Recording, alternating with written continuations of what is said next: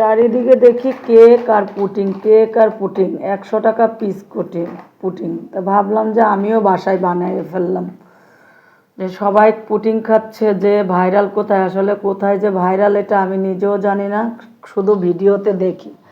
তা ভাবলাম আমিও বাসায় একটা বানিয়ে ফেলি পুটিং। তা হুট করে 2টা ডিম আগে থেকে নামিয়ে রাখছি ফ্রিজ থেকে, আর আধা কেজি দুধ আগের দিনই আনিয়ে রাখছিলাম। যেহেতু আমার কেউ নেই, আমি নিজে নিজে সব জিনিস নিয়ে আসতে হয়, এই জন্য আগের দিন আগে নিয়ে আসতে হয়। তারপরে ডিম 2টা আগে ভেঙে নিলাম। এখানে আমার একটু ভুল হয়েছে, যে ডিমগুলো আগে ফাটিয়ে নিতে হয়, গোলায় নিতে হয়, তারপরে চিনি দিতে হয়। কিন্তু আমি আগে থেকে চিনি, এটা লাল চিনি, এই জন্য কালারটা এমন একটু দেখা যাবে, আপনারা বাজে কমেন্ট করবেন না। দুধটা সুন্দর করে জ্বালিয়ে নিলাম, যত জ্বালাবেন তত টেস্টি হবে পুটিংটা।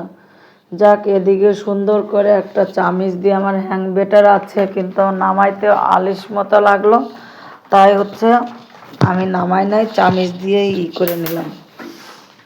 যাক, এদিকে মশাও তাড়াচ্ছি, এদিকে ভিডিও এডিটিং করতেছি, কি করব, প্রচুর মশা।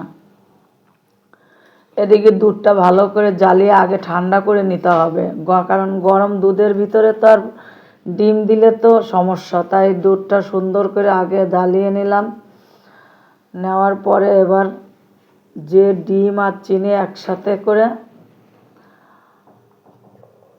ম্যারিনেট করে নিলাম, সেই ম্যারিনেটের ভিতরে আপনারা ইচ্ছা করলে একটু লেবুর রস দিতে পারেন, কারণ অনেকে ডিমের গন্ধ কয়, তারপরে একটু ভ্যানিলা দিতে পারেন। যাক, আমি কিছুই দিলাম না। এদিকে 2টাই একসাথে মিক্সড করে একটু ছেঁকনি দিয়ে ছেঁকে নেবেন, তাহলে পুটিংটা সুন্দর হয়। না হলে যে দুধের স্বর, আবার চিনির ভিতরে অনেক সময় ময়লা থাকে, এইগুলো সুন্দর করে আগে করে তারপরে একটা বাটিতে করে সুন্দর করে পুটিংটা এবার একটা চুলায় একটু কিছু পানি দিয়ে, পানিটা একটু গরম করে নিলাম আগে, তারপরে বাটিটা বসায় ঢাকনা দিয়ে ঢেকে দিলাম। এবার 20 মিনিট মতো রাখার পরে এই যে পুটিংয়ের ফাইনাল লুক। যাক, এদিকে পুটিংটা দেখেন কত সুন্দর কালার আসছে, ক্যারামেল পুটিং। অনেকে ভাইরাল, আমরা তো আর ভাইরাল হব না, আমরা বাসায় বানাচ্ছি, তাই ভাইরাল হওয়ার কোনো চান্সই নাই। তারপরে আপনারা যদি আমাদেরকে একটু ভাইরাল বানান। যাক, পুটিংটা খেতে অনেক স্বাদ হয়েছিল, একটু চিনিটা বেশি হয়ে গেছিলো, লাল চিনি আন্দাজ করতে পারি নাই, কিন্তু আসলেই অনেক টেস্টি হয়েছিল খেতে। যাই হোক, আমার পেজটা সবাই ফলো এবং শেয়ার দিবেন প্লিজ, বেশি বেশি করে একটু শেয়ার দিবেন, ফলো দিবেন। আল্লাহ হাফেজ, সবাই ভালো থাকবেন।